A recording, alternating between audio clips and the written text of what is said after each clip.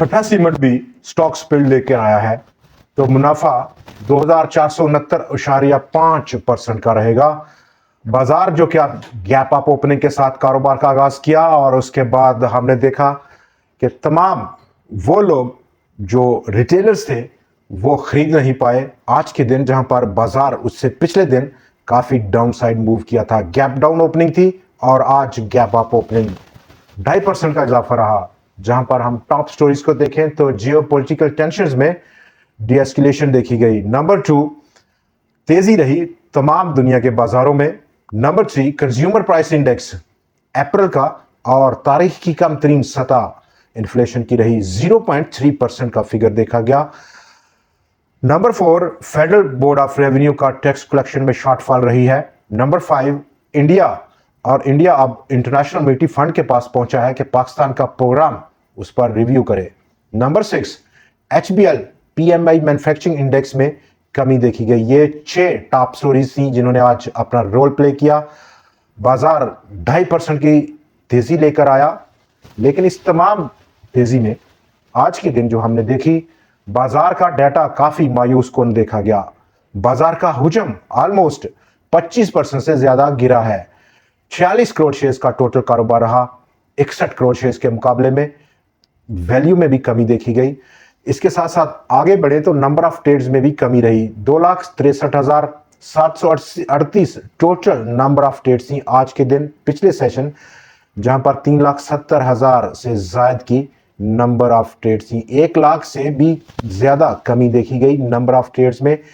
Volumes में कमी, number of trades में कमी और number 3 number of traded stocks में भी कमी देखी गई। कुल 445 शेयर्स ने आज कारोबार में हिस्सा लिया। पिछले सेशन जहां पर 447 शेयर्स ने कारोबार में हिस्सा लिया था। तो अक्रॉस द बोर्ड कंट्रैक्शन है। इसका मतलब जब बाजार गैप अप ओपनिंग हुआ और एक शीर वॉल्यूम ऑफ पैनिक थी और आज के दिन बाइंग पैनिक रही, तो ये वो सबसे बड़ा फैक्टर है जहां पर अक्रॉस द बोर्ड कमी देखी गई बाजार के डाटे में, वॉल्यूम्स हों, नंबर ऑफ ट्रेड्स हों या नंबर ऑफ ट्रेडेड स्टॉक्स हों। चूंकि तमाम वो रिटेलर्स जो इस वक्त इस सतह पर जियोपॉलिटिकल टेंशन से मुतासर थे, उन्होंने एंट्री नहीं की बाजार में, नया बाजार में अपनी ट्रेड लगाने को तरजीह नहीं थी। नंबर 2 गैप अप ओपनिंग थी और रिस्क का जो फैक्टर है वो भी काफ़ी ख़राब देखा गया रिवार्ड टू रिस्क रेशियो से। तो ये 3 बड़ी वजूहात थी। अब बाजार जहां पर आज 2,787 पॉइंट्स का इजाफा कर चुका, हफ्ते का अख्ताम किया उसने, लेकिन इस बड़ी रिकवरी के बावजूद बाजार वीक ऑन वीक बेसिस पर यानी कि हफ्तावार बुनियादों पर स्टिल 906 पॉइंट्स की कमी कर गया है या 0.79% की कमी रही है। वॉल्यूम्स में कमी है और इस टाइम पर जहां पर कंज्यूमर प्राइस इंडेक्स पाकिस्तान का तारीख की कम तरीन सतह है, कोई डी इन्फ्लेशन का एलिमेंट यहां पर नजर आ रहा है।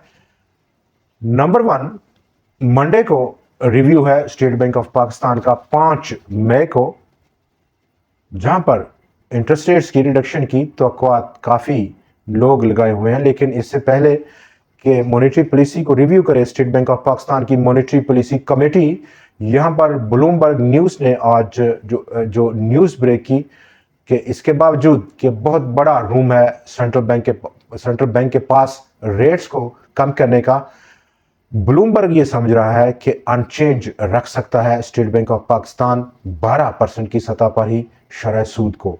तो देखते हैं मंडे को क्या फैसला लेता है स्टेट बैंक ऑफ पाकिस्तान, जिसका इम्पैक्ट बाजार पर होगा। फ्राइडे यानी कि 9 मई वहां पर इंटरनेशनल मॉनेटरी फंड का एग्जीक्यूटिव बोर्ड मंजूरी देने की तैयारी करेगा पाकिस्तान का दूसरी किस्त को। नंबर 3 ग्लोबल इक्विटी मार्केट्स में क्या ट्रेंड रहेगा वो। नंबर 4 एक बार फिर से जो जियोपॉलिटिकल टेंशन्स हैं उस साइड पर न्यूज़ का फ्लो क्या रहेगा इस तमाम पीरियड में, वो तमाम बाजार का रुख तयन करेगा अगले हफ्ते की ट्रेडिंग में। तो जहां पर आज हम मौजूद हैं, बाजार में इजाफा देखा गया वॉल्यूम्स की कमी के साथ, नंबर ऑफ ट्रेड्स की कमी के साथ, चूंकि पिछले सेशन में काफ़ी एक्सपेंड किया था बाजार का हुजम, तो बहुत सारे ट्रेडर्स रिटेलर्स ने अपने पोजीशंस को लिक्विडेट किया होगा। सर्टनली ये एक इंडिकेटर है, और वॉल्यूम्स का कम होना, बाजार का बढ़ना स्टिल यहाँ पर एक शुबा पैदा कर रहा है। दोस्तों आगे बढ़ेंगे और हमारी जो टॉप स्टोरी है आज की, ठट्ठा सीमेंट की स्टॉक स्पिल लेके आई कंपनी, बोर्ड ने अप्रूव किया आज ही, और इसी कनेक्शन में बहुत सारे क्वेश्चंस यहाँ पर जन्म ले रहे हैं कि क्या ये भी लकी सीमेंट और लकी सीमेंट के साथ साथ आरएफ हबीब कॉरपोरेशन, उन्होंने भी सेम प्रोसीजर किया स्टॉक स्पिल्ट को, क्या उस तरह की एक रैली हो सकती है? ये बड़ा क्वेश्चन है यहाँ पर सरमायाकारों के जहन में। तो आज जहाँ पर ठट्ठा सीमेंट ने ऑलमोस्ट 5 गुना अपनी वैल्यू को कम करने का प्लान किया है, बुक क्लोजिंग उसकी 22 से 29 मई के दरमियान रहेगी। तो शेयर्स इस वक्त जो मौजूदा शेयर कैपिटल है वो 99.7 मिलियन शेयर्स हैं, जो कि बढ़कर इस स्पिल्ट के बाद ऑलमोस्ट 499 मिलियन शेयर्स हो जाएंगे। फेस वैल्यू 10 रुपए से कम होकर 2 रुपए की सतह पर आ जाएगी, रेट कम हो जाएगा। लेकिन इस दौरान ये जो पीरियड है बुक क्लोजिंग से पहले पहले, क्या स्टॉक में बड़ी रैली हो सकती है? कितना मुनाफा रहेगा? तो जहां पर इस वक्त अगर हम ट्रैकर देखें स्टॉक स्पिल्ट का, अभी तक 5 शेयर्स ने ये एक्सरसाइज की है। नंबर 1 इंटरमार्केट सिक्योरिटीज, 40% की कमी हुई जब कंपनी ने अनाउंस किया कि वो स्टॉक स्पिल्ट की तरफ जा रही है। नंबर 2 सिस्टम्स, 7.9% की कमी रही स्टॉक में after the stock spilt announcement. Number 3 UBL bank, जब से अनाउंस किया स्टॉक ने, ये क्लोजिंग कल की क्लोजिंग से बेस कर रहा है, 3.8% की कमी हो गई। लेकिन आरएफ हबीब कॉरपोरेशन ने जब ये अनाउंसमेंट दी कंपनी ने, तो 36.6% का बड़ा जंप देखा गया। और दूसरे नंबर पर लकी सीमेंट रहा, जिसने के 15% से ज़ायद का कैपिटल गेन दिया है इस अनाउंसमेंट के बाद। चूंकि दोनों स्टॉक एक्स हो चुके हैं अब अपने स्टॉक स्पिल से, अभी भी यूबीएल ने होना है, सिस्टम्स ने होना है, और स्टिल ठट्ठा सीमेंट ने बी एक्स होना है। तो यहाँ पर प्राइस एक्शन को अगर हम देखें तो स्टॉक की आज की क्लोजिंग 194 रुपये 73 पैसे की रही, बड़ा अपर साइड पर वीक छोड़ा है। प्रॉफिट टेकिंग देखी गई पहले दिन जब ये अनाउंसमेंट आई बाजार में, तो अपसाइड काफ़ी बड़ा resistance line, resistance area, resistance zone मौजूद है स्टॉक में 220-225 रुपए के दरमियान में। तो इन केस यहाँ पर अगर हम शॉर्ट टर्म का अपसाइड प्रोजेक्शन लें, इन केस के तमाम वो दूसरी चीज़ें जिनका अभी अभी हम अगले हफ्ते की ट्रेडिंग में या उससे भी अगले हफ्ते की ट्रेडिंग में सेम रहती है, कोई जियोपॉलिटिकल टेंशन दोबारा नहीं आती, ग्लोबल इक्विटी मार्केट्स में कोई बड़ी नेगेटिव डेवलपमेंट नहीं रहती, और international monetary fund, state bank of Pakistan का रिडक्शन करने का प्रोग्राम, ओवरऑल बाजार का सेंटीमेंट बेहतर रहता है, तो डेफिनेटली इन लेवल्स पर ठट्ठा सीमेंट को अपने गेन्स को बुक करना एक बेहतरीन स्ट्रेटजी रह सकती है, चूंकि स्टॉक ऑलरेडी काफ़ी ज़्यादा परफॉर्म कर चुका है एज कम्पेयर टू, अगर हम पिछले साल को देखें और आज के रेट देखें तो बहुत बड़ा ऑलरेडी डिफरेंस है। शॉर्ट टर्म का गेन लेकर प्रॉफिट को बुक करना बेहतरीन स्ट्रेटजी नज़र आ रही है। दोस्तों आज के दिन जहां पर एवीएन ने अपने क्वार्टर का रिजल्ट का अनाउंसमेंट किया, वहां पर कंपनी ने एक बम्पर गेन किया प्रॉफिट आफ्टर टैक्स में।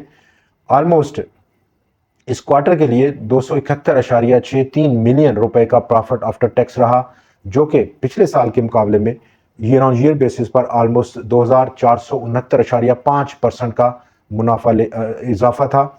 10.57 मिलियन रुपए का गेन कंपनी ने पोस्ट किया था पिछले रिजल्ट में, और ये बड़ा बम्पर था। स्टॉक की प्राइस में कुछ बेहतरी देखी गई, 47 रुपये 1 पैसे की सतह की क्लोजिंग रही स्टॉक की। डाउन साइड स्टॉक का सपोर्ट काफ़ी बेहतर सपोर्ट है, 45 रुपये 15 पैसे। मौजूदा रेट्स और सपोर्ट में कोई बड़ा डिफरेंस नहीं है। अपसाइड अगर हम देखें तो इनिशियली स्टॉक का रेजिस्टेंस लेवल जो किसी को फेस करना पड़ सकता है, वो 52 से 53 रुपए के आसपास देखने को मिल सकता है। आज की बाइंग पैनिक में जहां पर ऑलमोस्ट 90% से ज्यादा इंडेक्स हैवीवेट्स ने शमूलियत की, जिसमें कि यूबीएल ने लीड किया आज की रैली को 556 पॉइंट्स की। पॉजिटिव कंट्रीब्यूशन के साथ। Engro fertilizer, Meezan, Hub power, Engro holding, Lucky Cement उसके काफ़ी पीछे उन्होंने चलने का फैसला किया है। फेडरल बोर्ड ऑफ रेवेन्यू की टैक्स कलेक्शन जुलाई टू अप्रैल 831 अरब रुपए की शॉर्टफॉल नजर आई है। कंज्यूमर प्राइस इंडेक्स जो कि हिस्टोरिकल लो है और उससे बहुत ज़्यादा उम्मीदें वाबस्ता हो चुकी हैं, अब जुलाई टू अप्रैल 10 माह का एवरेज कंज्यूमर प्राइस इंडेक्स 4.73% का हो चला है। आगे बढ़ेंगे और बैंक अल्फला तमाम अपनी शेयर होल्डिंग बेचने की मंजूरी दी है उसने अल्फला सिक्योरिटीज़ में। ऑलमोस्ट 32 करोड़ 49 लाख से ज़ायद के शेयर्स हैं जो कि कमुलेटिव 95.59% की शेयर होल्डिंग थी, बेच डालेगा। इंडिया ने इंटरनेशनल मॉनेटरी फंड को ये रिक्वेस्ट की है कि वो पाकिस्तान का लोन प्रोग्राम उसको रिव्यू करे। देखते हैं इंटरनेशनल मॉनेटरी फंड इस पर क्या स्टैंड लेकर आता है। जबकि पाकिस्तान का टैक्स टू जीडीपी का रेशो 10.6% की एक्सपेक्टेशंस हैं हमारे फाइनेंस मिनिस्टर साहब को by the end of June 2025, और ऐसा उन्होंने कहा है standard and poor global rating agencies को। एचबीएल और एचबीएल का मैन्युफैक्चरिंग इंडेक्स पीएमआई जो कि कंपाइल किया था एस&पी ग्लोबल ने, उसमें करेक्शन देखी गई अप्रैल के महीने में। 51.9% की रीडिंग रही पिछले माह यानी कि मार्च के मुकाबले में, जहां पर 52.7 की रीडिंग थी। इन्फ्लेशन का रेट जहां पर ऑलमोस्ट ऑल टाइम लो है। ऐसे में मैन्युफैक्चरिंग और अक्रॉस द बोर्ड मैन्युफैक्चरिंग में काफ़ी कंट्रैक्शन देखी गई है और ये लगातार पिछले 7 माह का कम तरीन फिगर है जो कि एचबीएल ने कंपाइल किया है। दोस्तों, आज के प्रोग्राम में इतना ही। मंडे को आपसे फिर मुलाकात रहेगी नए एनालिसिस, नई न्यूज़ और नए शेयर्स के साथ। देखना ना भूलिएगा। खुदा हाफिज।